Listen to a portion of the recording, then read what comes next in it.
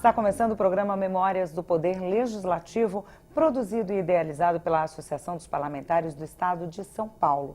Hoje vamos conhecer mais histórias do Parlamento Paulista com um deputado que tem uma grande carreira na Polícia Militar do Estado de São Paulo, Álvaro Batista Camilo, Coronel Camilo, do PSD. Seja muito bem-vindo aqui com a gente. Obrigado pela oportunidade. Deputado, vamos voltar um pouquinho da história política e ainda falar da história na polícia e contar um pouquinho das histórias do comando?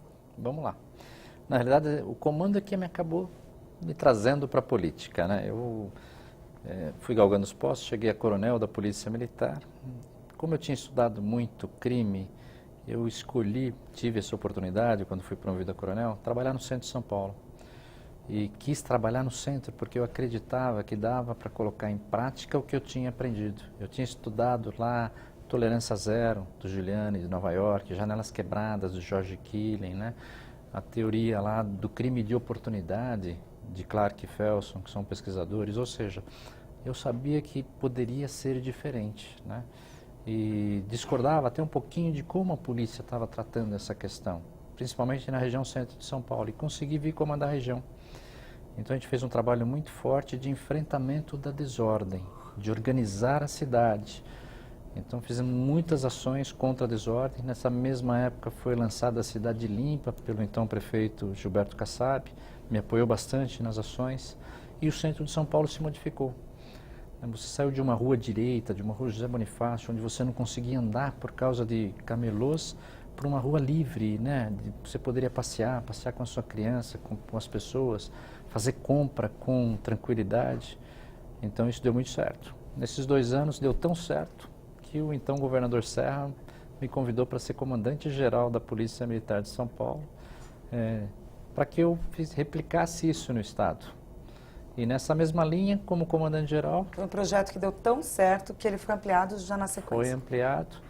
E aí no comando, nessa linha de enfrentamento da desordem, né, nós investimos pesadamente na polícia comunitária, né? A polícia tem 3 princípios: respeitar os direitos humanos, as pessoas, né, o indivíduo, trabalhar com gestão, as melhores práticas, sistemas inteligentes, informação, e trabalhar com polícia comunitária, né? Trabalhar interagindo com as pessoas. E foi isso que eu tinha feito na região central. Eu trouxe toda a comunidade para dentro do quartel, né? Trabalhamos juntos, criamos soluções fantásticas de segurança pública, né? Onde as pessoas aumentaram o sentimento de pertencimento e passaram a se cuidar, né? Passaram a fazer aí o que a gente chama de solidariedade, que é importante. Bom, resultado disso, fui comandar a PM. Na PM criei a Operação Delegada, que é aquela que os policiais podem trabalhar, né, na sua folga para o município no enfrentamento da desordem. Então isso deu muito certo, a gente acabou conseguindo fazer um bom trabalho. Peguei um momento ímpar, né, do Estado de São Paulo, com um governador muito bom, né, os dois, né, trabalhei com o governador Serra. Também foi muito bem o comando da PM naquele momento, que quando o governador Alckmin assumiu, ele me convidou para permanecer como comandante-geral. Isso é a primeira vez que aconteceu na Polícia de São Paulo, né, porque quando troca o governador, troca todo mundo, troca a equipe toda. E nesse momento eu fui convidado pelo governador Alckmin, fiquei mais 1 ano e meio no comando da PM com o governador Alckmin, até completar o tempo de coronel, né? Coronel só pode ficar 5 anos. Eu fiquei 2 anos comandando a área centro e 3 anos no comando. E o forte disso foi trabalhar no homem, trabalhar valorizando as pessoas. Isso faltava um pouquinho na polícia. Eu abri o canal de comunicação, né? Eu coloquei as redes sociais à disposição dos policiais militares. Eles falavam diretamente com o comandante-geral.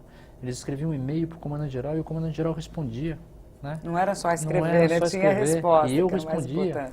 Eu trabalhei muito, eu tive a sorte de ter feito, né, administração de empresas, ter passado pelo Estado-Maior da Polícia, ter passado pela Secretaria. Então eu tinha como meta, ou como política de comando, delegar. Então a primeira reunião que eu sempre fazia com os coronéis, olha, eu usava esse termo: façam acontecer, não dependam de mim, né? E os 60 coronéis que ajudavam a comandar PM, isso deu muito certo. Eu tive tempo para trabalhar no homem, né? Eu fiz 72 audiências pelo Estado de São Paulo. Eu ia numa região, reunia 1000 policiais para falar com o comandante-geral e dava o microfone para o soldado, para o cabo, para o sargento, para perguntar diretamente a mim. Isso foi muito bom. E o inverso é verdadeiro. Uma semana eu viajava, na semana seguinte eu fazia o café da manhã. Os comandantes escolhiam boas ocorrências, eu trazia o policial, a sua família, ele sentava a tomar café com o comandante-geral. Soldado, que está lá no fim da hierarquia, com o dirigente maior da instituição. Isso deu muito certo. E para atender os anseios... Políticas de incentivo, né? Incentivo, sem dúvida. E valorização. Criei o café da manhã, criei o dia do veterano, né? Incentivei trabalhar com polícia comunitária, valorizei o homem e a mulher, comprei colete para todo mundo, comprei pistola, que não tinha naquela época, pistola .40 para todo mundo, pensando na dignidade dele. Consegui aumentos salariais bons, né? Consegui reconhecer inclusive o veterano que já tinha saído, não tinha aumento. Então isso foi muito bom, um momento bom, né? E para isso eu vim muito aqui, na Assembleia Legislativa, né? A minha primeira visita oficial como comandante-geral em 2009 foi vir na Assembleia Legislativa, conversar com então o presidente, grande amigo hoje, meu parceiro aqui, deputado Barros Munhoz, falando que ele precisava me ajudar para corrigir um problema salarial, que era um tal de ALI, adicional de local de exercício que existia. Ele se prontificou, isso deu muito certo. E essa visita intensa aqui, para apresentar projetos antes de eles serem votados, me fez aqui, eu fiquei conhecido aqui dentro. E Gostou da casa, a maioria dos deputados. Não, conheci a maioria dos deputados, porque eu fiz uma política institucional muito forte. Eu levei quase todos os deputados desta casa a almoçar no comando geral da instituição, como uma forma de aproximação, assim como levei o governador, os secretários de Estado, as primeiras damas. Dona Lu, por exemplo, foi mais de uma vez, né, almoçar lá no comando geral da instituição. Todos os governadores que eu trabalhei foram, governador Serra, governador Goldman, governador Alckmin. Por quê? Porque deles, a polícia é de todos nós, né? Isso deu muito certo. Essa política institucional me tornou conhecido, né, não só da Assembleia, mas da população de São Paulo, que quando chegou o meu tempo de passar para a inatividade, né, no dia que publicou a minha passagem para a inatividade, no mesmo dia, né, eu comecei a receber ligação de manhã do então prefeito Gilberto Kassab, insistindo para conversar, e acabou me convidando para ser vereador de São Paulo, que naquela época nós estamos em 2012, eu fiquei de abril de 2009 a abril de 2012 no comando. Ele me convidou para entrar na política e me convenceu dizendo que eu poderia continuar ajudando as pessoas, né? Eu me realizei muito no policiamento, no bombeiro, na polícia, porque você ajuda muitas pessoas. Isso me deu uma realização pessoal como nunca tive em lugar nenhum. A melhor coisa que eu tive na minha vida foi ter escolhido a carreira de ser policial. Porque se você quiser, o dia inteiro você ajuda alguém. Desde uma informação, até para ajudar a trocar um pneu de madrugada, até enfrentar marginais que estão tentando tirar a vida de alguém. Então, isso me realizou muito. Eu sou realizado profissionalmente, sou muito feliz por isso. E o nosso prefeito me convenceu, aí concorremos à vereança em 2012, abril eu saí, até maio eu demorei para decidir se entraria ou não na política, né? O que pesou nesse momento, assim? Quais as possibilidades, as certezas ou incertezas que o senhor pensou? Como 5 anos era o norte de coronel, então eu fiz lá o MBA, eu me preparei em tecnologia, eu pretendia trabalhar em tecnologia, eu não ia parar de trabalhar. Eu iria me aposentar cedo, e me aposentei cedo, né?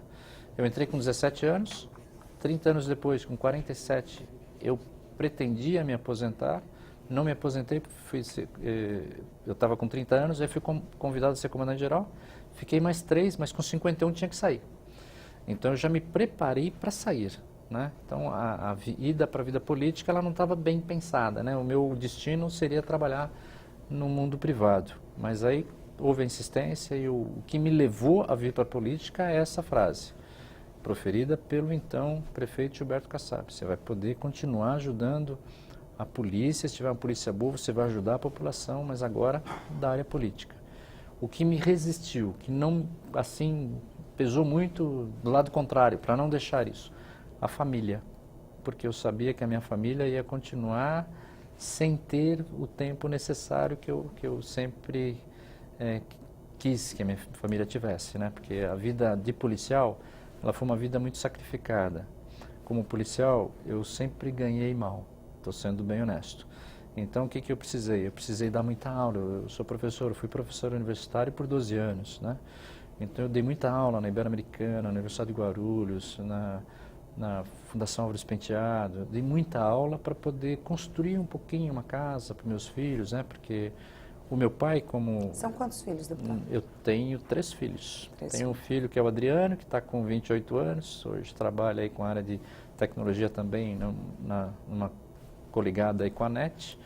Eu tenho o segundo menino que chama Ricardo. Hoje ele é tenente da Polícia Militar também, primeiro tenente, trabalha na corregedoria da Polícia Militar. E eu tenho uma menina com 23, o Ricardo tem 25, a menina tem 23. Ela está no último ano aí de Direito, né? E é um orgulho, todos os meus filhos são... O senhor conseguiu se formar primeiro que a filha? Consegui por uma questão de tempo, né? Pouquinho, né? Mas ela fez uma boa faculdade. Me orgulho muito dela, me orgulho muito dos 3, do Adriano, do Ricardo, porque são bem resolvidos, sempre pro lado do bem, sempre ajudando as pessoas. Todos se viram, né? Cada um, né? Só a menina que está comigo ainda hoje. Tenho um neto também, que é o Diego, de 6 anos, do meu primeiro filho.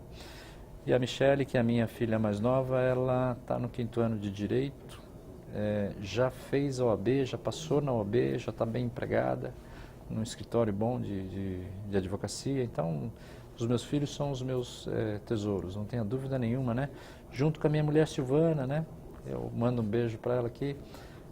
Eu não seria nada se a minha mulher não tivesse colaborado comigo. Companheira, né? É companheira. Muitas vezes ela que ficou com a família, porque ou eu estava fora dando aula, ou eu estava na polícia, e muitas vezes na polícia você está de madrugada, você não chega no horário, você tem muitos inconvenientes aí com relação à família.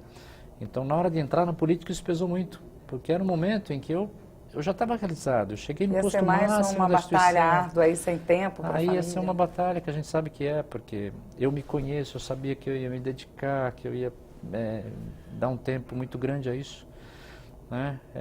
Isso aconteceu como acontece até hoje, né? Então, mas eu sempre procurei aproveitar, e aí O que a família disse, deputado? A família, naquele momento, a minha esposa falou, pô, mas você era comandante-geral, você vai entrar na política, porque o político já era mal visto, né? Até hoje o nosso político é muito mal visto, diferente de outros países, né? Mas aqui o político é sempre mal visto, né? Então, eu perdi até grandes oportunidades, só para ter uma ideia, de me manifestar como profissional de segurança por ser político. Teve alguns órgãos de imprensa, algumas mídias que falaram, olha, nós gostaríamos muito da sua opinião, mas como você hoje é vereador, não há espaço para isso, porque é uma norma aqui, não deixar ser político participar disso. Então, assim, pesou muito porque a família poderia me ter mais do que está tendo. Agora, eu deixo uma mensagem para todos, né? Eu aproveitei muito a minha vida com a minha família. Aproveitei muito minha vida, eu tenho muitas fotos, eu tenho muitos momentos alegres, porque eu aproveitei cada momento. Voltamos a falar de ordem, né, que está na nossa bandeira lá, né, de ordem, de disciplina. Então, quando eu estava com a minha família, eu realmente estava com a minha família. Eu não estou pensando no que eu vou fazer depois, no que eu vou fazer amanhã, né? Eu estou brincando com meu filho, estou brincando com meu filho. Eu posso não ter todo o tempo que eu queira para brincar com ele, mas quando eu tenho, eu aproveito ao máximo aquele momento. Então, eu procurava ter o máximo de qualidade na presença dos meus filhos, né? Da minha esposa, dos meus filhos. Toda oportunidade que eu tinha em casa, reunia, todo sábado praticamente, reunia, né? Que era o tempo que eu tinha mais livre quando eu voltava da faculdade. Nós fazíamos um almoço em família, desligava a televisão. Isso acontece até hoje. Quando meus filhos vão em casa, hora do almoço é hora do almoço, né? Vamos sentar, vamos conversar, vamos trocar prosa. Com tudo que é equipamento eletrônico desligado. A gente senta, almoça, todos Os celulares almoçam, também, deputado? Celulares também, né? Não fica ali no celular, não, nada disso, né? Então isso era importante. São pequenos momentos, mas a gente aproveitou muito. Até a falta financeira a gente supriu com a companhia, né? Então não precisava, muitas vezes eu não conseguia ir no rodízio, levar todo mundo, né? Mas a gente comprava lá, né? Fazia batatinha com cerveja em casa, não tem problema, mas estava todo mundo junto, é o que estava importa. reunido, que é o que importa. Então isso é uma coisa que pesou muito na hora de sair, mas aí a minha mulher acabou compreendendo, né? A Silvana, a minha família também. Eu acabei me candidatando a vereador, fui eleito, quase que eu entrei direto, não consegui, porque eu tive 26 mil votos, precisava de 29, mas acabei ficando suplente, primeiro suplente da coligação, e o Antônio Carlos Rodrigues foi ser senador no lugar da Marta, que foi ser ministra, né? E eu acabei ficando os 2 anos como vereador.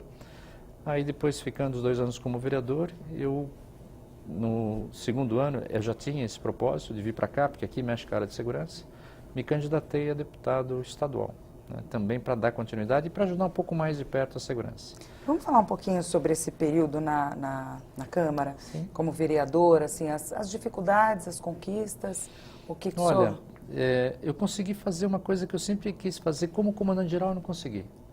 Como comandante-geral, eu fui por 3 vezes na Câmara Municipal fazer palestra e debater com um grupo seleto de vereadores da época, quando era presidente Polici Neto, quando era presidente o próprio Antônio Carlos Rodrigues, para dizer que o município tinha que pensar mais na segurança, que nós tínhamos que, quando fosse fazer um plano diretor, ter lá um pedacinho que se preocupasse com a segurança, né? E eu não consegui, mas como vereador eu consegui. Como vereador, nós entramos em 4 militares. Eu, o Coronel Telhada, o Capitão Conti Lopes e o Sargento Abuani. Então nós levamos muito a discussão de segurança para dentro da... Né, que esse era o nosso objetivo. Nós nos reunimos, falamos, vamos trazer a segurança para dentro da Câmara Municipal.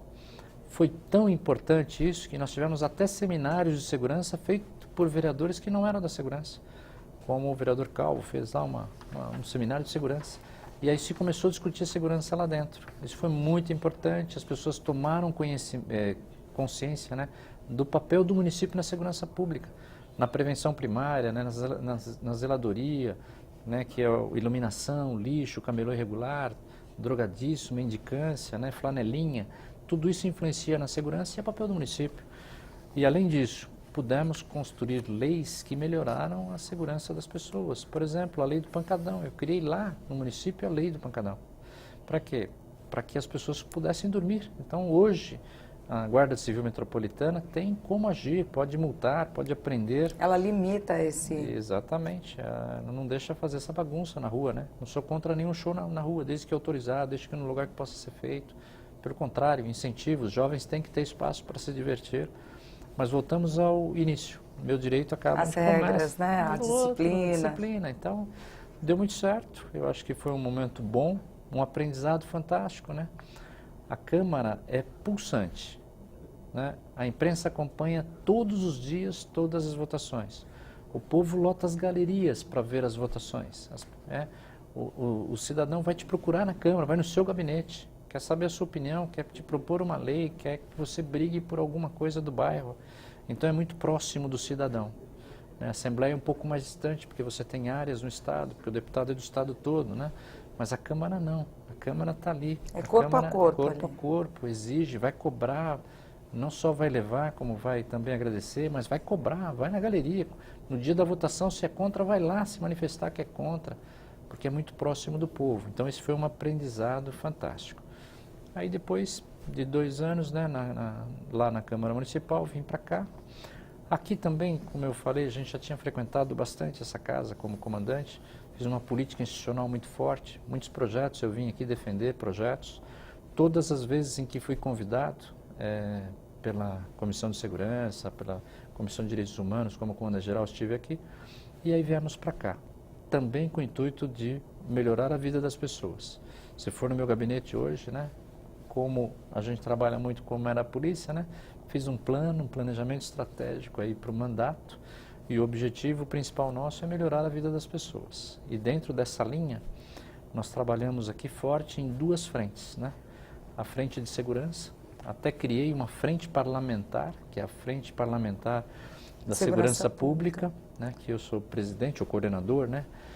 E num outro lado, porque a segurança vai trabalhar, lógico, no que eu conheço, na segurança, mas sempre trabalha um pouco na consequência, né? E uma outra frente que é para trabalhar na causa. A causa de nós termos hoje uma segurança ruim, onde não tem, as pessoas tiram a vida sem o menor, assim, sem pensar, é falta de valores. Então a gente fez uma outra frente, chamada Frente da Família, Cidadania e Cultura, para trabalhar nos valores, para internalizar valores, para valorizar aquelas atitudes, aquelas ações, aqueles programas que internalizam valores, como o escotismo, como a Guarda Mirim, como o Bombeiro Mirim, né? Como a escola da família, como o ProERD, ou seja, aquelas ações boas que internalizam valores nos jovens. Porque se eu trabalhar nos jovens adequadamente, principalmente até os 12, 13 anos, é o momento de internalizar valores. É onde a criança mais assimila a informação. Depois funciona? Também funciona. Posso trabalhar e acho que tem que trabalhar sempre. Por isso que sou defensor aqui, né, de um projeto que estou estudando e devo apresentar ainda esse semestre, de um espaço nas escolas estaduais para se discutir cidadania.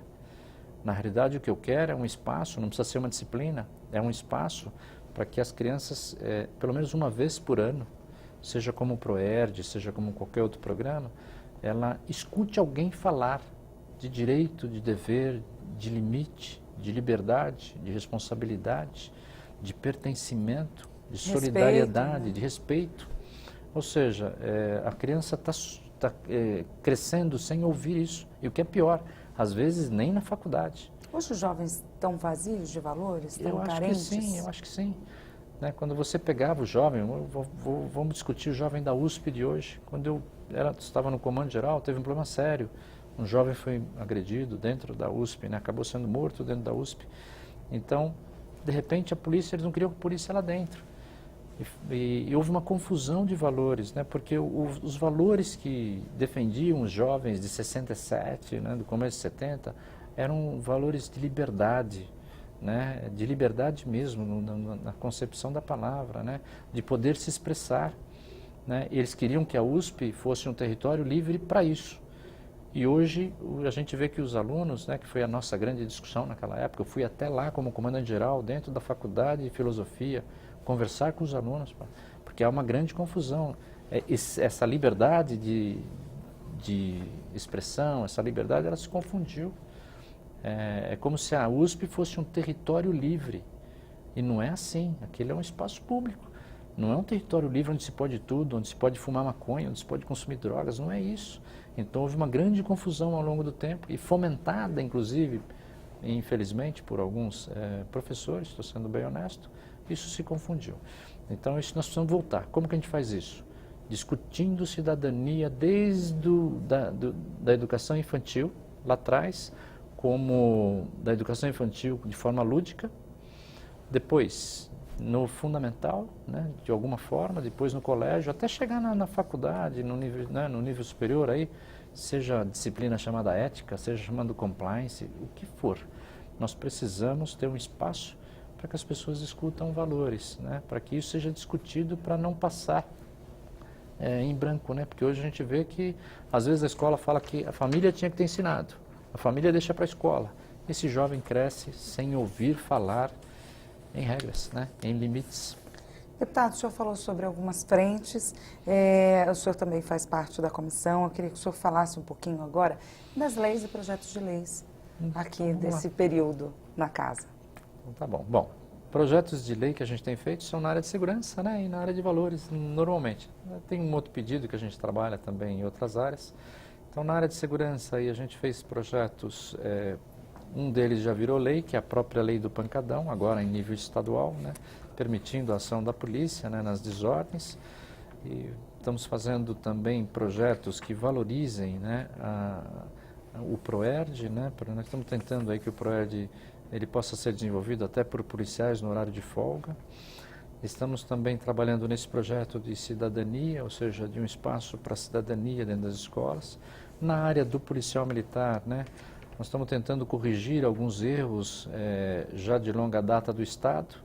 Por exemplo, o policial não tem assistência jurídica, ele vai combater o crime, tem que contratar um advogado para se defender quando ele provocou, às vezes, uma lesão no infrator durante o serviço. Trabalhar nessa parte do policial. Então, temos projetos aí para que os policiais, por exemplo, possam ter prioridade em creche, porque o policial, às vezes, ele é mudado de uma cidade para outra, vai no meio do ano, o filho não pode ficar na escola, então fizemos um projeto porque ele tem a prioridade e não conseguindo uma creche que o Estado dê ali um valor para que ele possa pagar a creche. Outra coisa que fizemos também para os policiais é que eles possam ter transporte gratuito quando, por mudança do serviço, está muito longe da casa dele. Então você vê muitos policiais pedindo carona nas estradas, né? Então os meus projetos foram sempre nessas duas áreas, né? Projetos para creche, projetos para transporte para os policiais, projetos também para que a diária do policial seja melhor, né? Nós temos algumas injustiças aí, por exemplo, o policial que trabalha 24 horas ganha um valor de diária menor do que trabalha 12, né? Porque com 24 ele trabalha 10 dias no mês, com 12 ele trabalha 15, ele acaba uma distorção que tem ali algumas coisas. Então, vários pontos que a gente está corrigindo para melhorar a dignidade, a vida do policial, que a gente sabe que se o policial estiver bem, a população vai estar melhor assistida e outros serviços poderão ser desenvolvidos. Nada funciona se não tiver segurança. Se não tiver segurança, o professor não consegue dar aula, vai ter medo, vai ser agredido, né, na sala de aula. Se eu não tiver segurança, o médico não vai na periferia, não vai nos pontos de saúde que sejam afastados, porque ele tem medo. Então, a nossa linha, os projetos são nessas duas áreas, principalmente, né?